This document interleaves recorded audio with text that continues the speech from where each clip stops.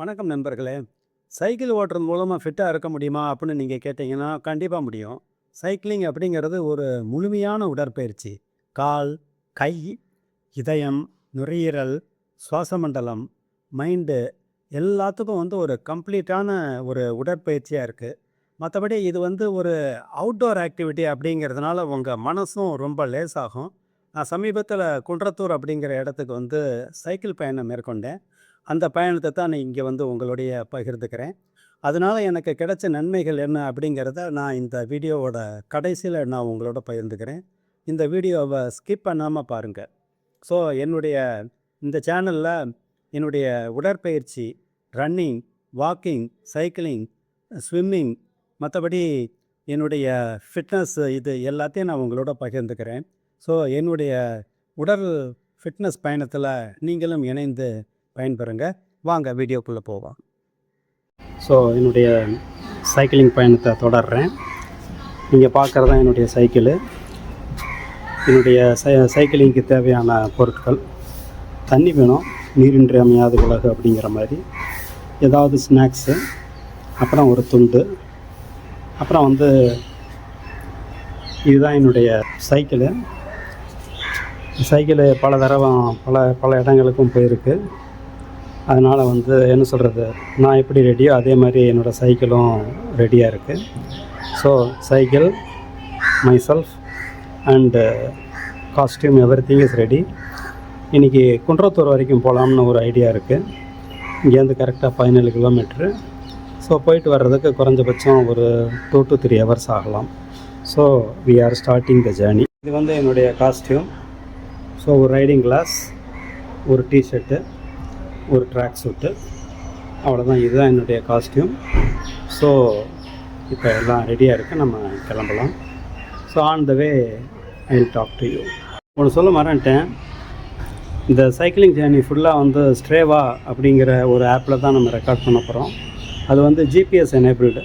So நம்ம எங்கெங்கே போகிறோம் அப்படிங்கிறத கரெக்டாக ஜிபிஎஸ்ஸை ட்ராக் பண்ணி அது கரெக்டாக என்ன ஸ்பீடில் போகிறோம், என்ன வேகத்தில் போகிறோம், அப்புறம் எவ்வளோ தூரம் போகிறோம் எல்லாத்தையும் கரெக்டாக சொல்லும். ஸோ அதை தான் நம்ம யூஸ் பண்ண போகிறோம்.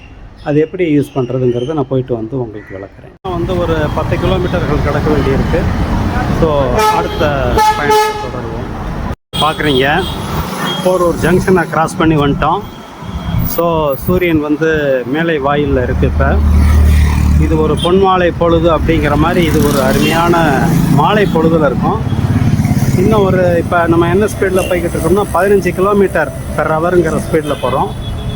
என் சைக்கிள் பழசாக இருந்தாலுமே அது நல்ல கண்டிஷனில் இருக்கிறதுனால 15 to 20 km ஸ்பீடு தாராளமாக கொடுக்கும். ஸோ இதுக்கு அடுத்தது கோவூர் அப்படிங்கிற ஒரு இது. கோவூர் சென்னையில் ஒரு மிக முக்கியமான ஒரு ஜங்ஷன். ஸோ வடபழனி, கிண்டி, அப்புறம் கோவூர், குன்றத்தூர், இந்த மாதிரி முக்கியமான இடங்களெல்லாம் கனெக்ட் பண்ணுற ஒரு ஜங்ஷனாக அது இருக்குது. அடுத்த பயணத்தை தொடருவோம். இப்போ நம்ம கோவூர் அப்படிங்கிற இடத்துக்கு வந்திருக்கோம். இது போரூருக்கும் குன்றத்தூருக்கும் நடுவில் இருக்குது. நீங்கள் பார்க்கலாம், அந்த ரோடை கூட பார்க்கலாம். ஸோ இது கோவூர் மெயின் ரோடு. இது மிகவும் சரித்திர புகழ் வாய்ந்த இடம். இது வரைக்கும் நான் 16 கிலோமீட்டர் கிராஸ் பண்ணியிருக்கேன். ஏறத்தாழ ஸ்பீடு கொஞ்சம் கூடி இருக்குது. ஸோ இன்னும் குன்றத்தூர் கரெக்டாக 1 கிலோமீட்டர் இருக்குது. நம்ம போரூர்லேருந்து 8 கிலோமீட்டர் கிராஸ் பண்ணி வந்திருக்கோம். இப்போ நம்ம இருக்கிறது குன்றத்தூரோட வெளிவட்ட சாலையில் இருக்கோம். இந்த பஸ்ஸெல்லாம் கூட கிராஸ் பண்ணி போயிட்டுருக்கு. இந்த ஒரு ரவுண்டானா கூட தெரியுது. அதுக்கு அந்த பக்கம் நீங்கள் போனீங்கன்னா நேராக அது திருப்பெரும்புதூர் போகிறது, இந்த பக்கம் போகிறது குன்றத்தூர் கோயிலுக்கு போகிறது. இப்போ நம்ம குன்றத்தூரில் அறிஞர் அண்ணா பேருந்து நிலையத்துக்கு வந்திருக்கோம். ஸோ சரியாக இது வரைக்கும் 15 கிலோமீட்டர் நம்ம கிராஸ் பண்ணியிருக்கோம். ஸோ இந்த குன்றத்தூர் ரோடு இன்னும் இங்கேருந்து கரெக்டாக ஒரு 2 கிலோமீட்டரில் குன்றத்தூர் முருகன் கோயில் இருக்குது.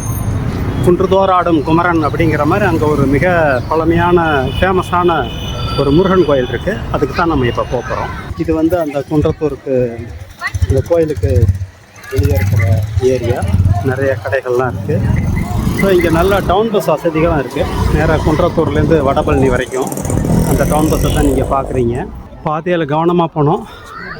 நிறைய பைரவர்கள்லாம் இருப்பாங்க.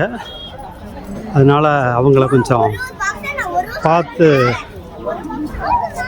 பைரவர்கள்ட்ட கொஞ்சம் கவனமாக இருக்கணும், இல்லைன்னா கொஞ்சம் டேஞ்சர் தான். ஸோ மெயின் பிரகாரத்துக்கே வந்துட்டோம் நம்ம.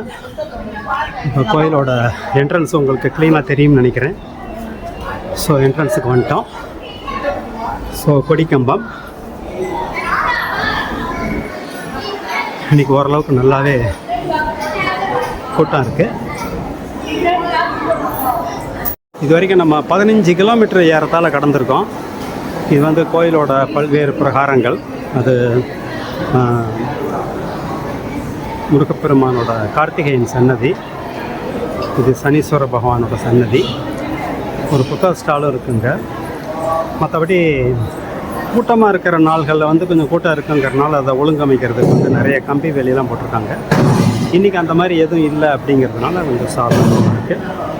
நாம் இப்போ உள்ளே போய்கிட்டு இருக்கோம்.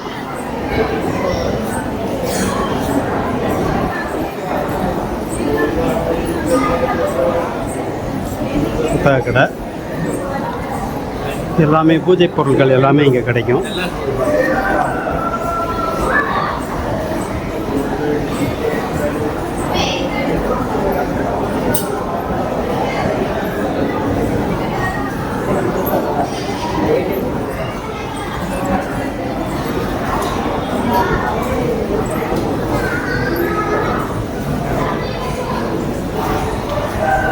இது பொது வழி.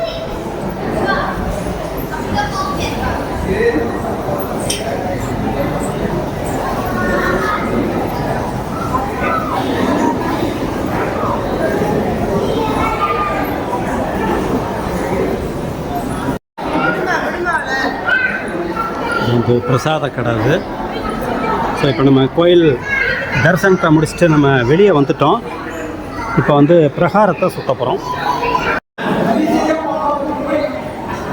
ஸோ முருகப்பெருமானோட சேவல் கொடி அப்படிங்கிறதுனால இங்கே நிறைய சேவல்களை பார்க்கலாம். நிறைய அது பாட்டுக்கு சேவல்கள்லாம் சுற்றிக்கிட்டு இருக்கோம். இந்த சேவல் கத்தவும் செய்யுது. ஸோ இந்த இடத்துல வந்து மக்கள் சாஸ்தாங்கமாக நமஸ்காரம் பண்ணி பண்ணுறாங்க. ஸோ சேவல் இது. இப்போ நம்ம பிரகாரத்தை சுற்றுறோம். இது மிகவும் பாடல் பெற்ற தலம், அதனால் மிகவும் புகழ் பெற்றது இந்த தலம்.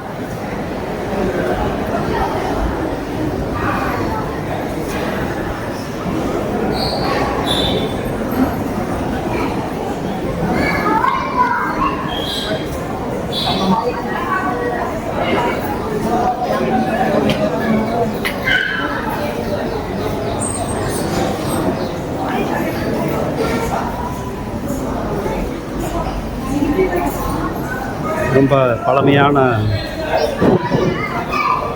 தல விருட்சம், அரச மரம் இது.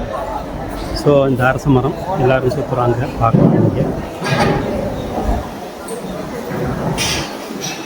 ஸோ ரொம்ப ஒரு அமைதியான ஒரு கோயில்.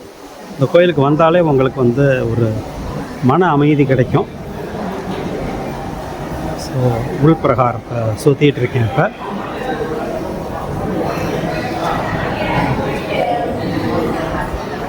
உள்ளுக்குள்ளேயும் பைரவர் இருக்கார்.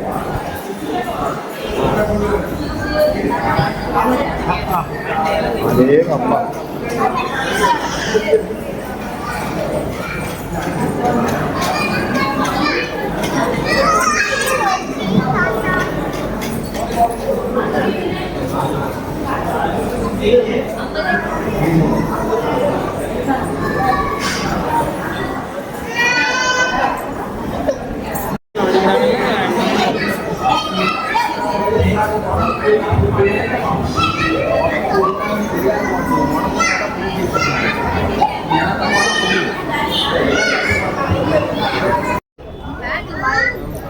ஸோ சூரியன் மறையிற காட்சியை பார்க்கலாம்.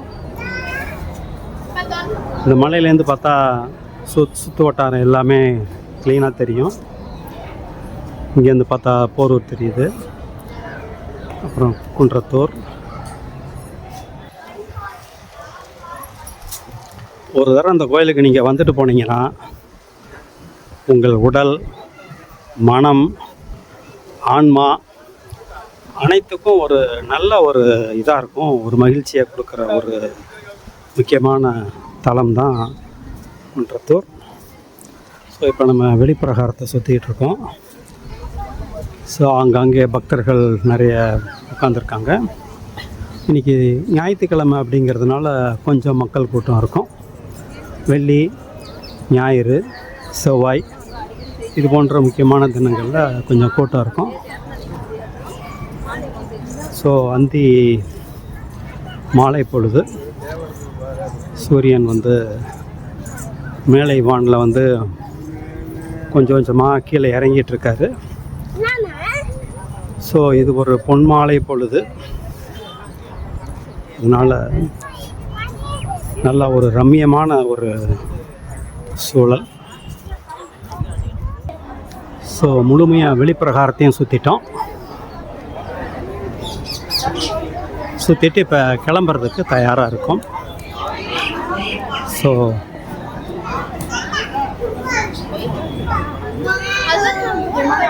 படியெல்லாம் கிராஸ் பண்ணி இப்போ கீழே இறங்க போகிறோம். இந்த கோயிலுக்கு வர்றவங்க உப்பை வந்து இங்கே கொட்டுவாங்க. உப்பை கொட்டிட்டு விளக்கேற்றிட்டு போனால் நல்லது அப்படின்னு ஒரு ஐதீகம். ஸோ கோயிலை தரிசனத்தை நல்லா முடித்தாச்சு, கோயில் பிரகாரத்தை சுற்றியாச்சு. ஸோ இப்போ வந்து நம்ம கிளம்புறதுக்கான நேரம் வந்தாச்சு. ஸோ பின்னணியில் கோயில் தெரியுது.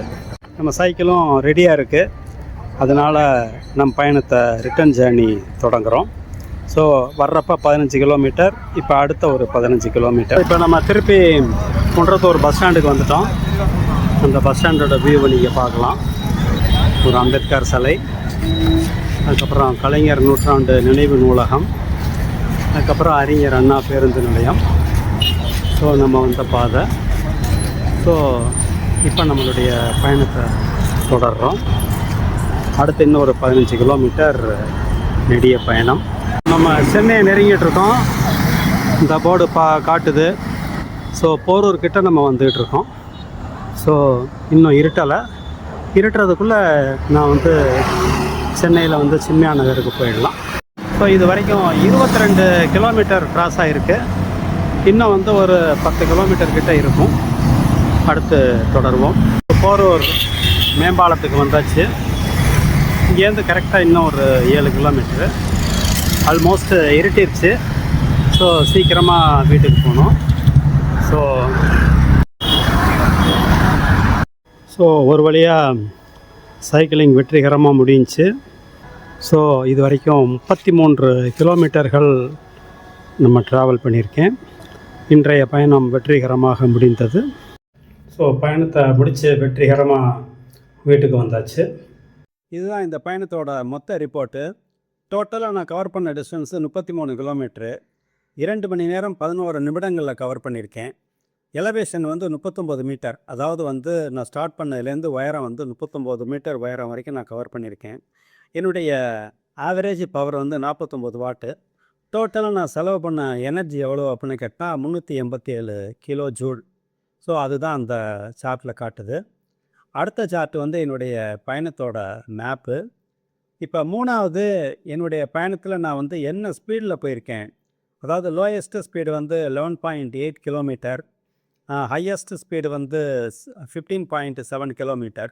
ஸோ சாதாரண ஒரு சைக்கிளில் நீங்கள் சாதாரணமாக போனாலே ஒரு 15 கிலோமீட்டர் போக முடியும். இன்னும் நீங்கள் நல்ல சைக்கிள்லாம் போனீங்கன்னா இதை விட அதிகமான இதில் போகலாம். அதனால் இதில் வந்து உங்களுக்கு வந்து ஏறத்தாழ ஒரு மிகச்சிறந்த ஒரு உடற்பயிற்சி, மனப்பயிற்சி, மற்றபடி ஒரு புது இடத்தையும் நீங்கள் பார்க்குறீங்க. இதே மாதிரி நான் இன்னும் நிறைய என்னுடைய எக்ஸ்பீரியன்ஸ், நான் வந்து I am marathon runner, swimmer, அப்புறம் வந்து ஃபிட்னஸ்ஸு பண்ணுறவன். அதனால் அதெல்லாம் நான் கண்டினியூஸாக நான் பகிர்றேன்.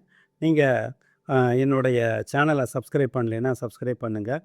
என்னுடைய மற்ற சேனல் அதையும் நான் வந்து கீழே டிஸ்கிரிப்ஷனில் போட்டிருக்கேன். கேஎஸ்ஆர் வித்யா ஆன்லைன், கேஎஸ்ஆர் ஏஐ வித்யா, கேஎஸ்ஆர் ஃபினான்ஸ், இந்த மாதிரி நிதி, வாழ்க்கை, அப்புறம் வந்து ஆர்டிஃபிஷியல் இன்டெலிஜென்ஸ், இதை பற்றியும் நான் போட்டிருக்கேன். அதில் நீங்கள் சப்ஸ்கிரைப் பண்ணால் உங்களுக்கு இன்னும் நிறைய இன்ஃபர்மேஷன் கிடைக்கும். ஸோ அடுத்த வீடியோவில் சந்திப்போம். நன்றி.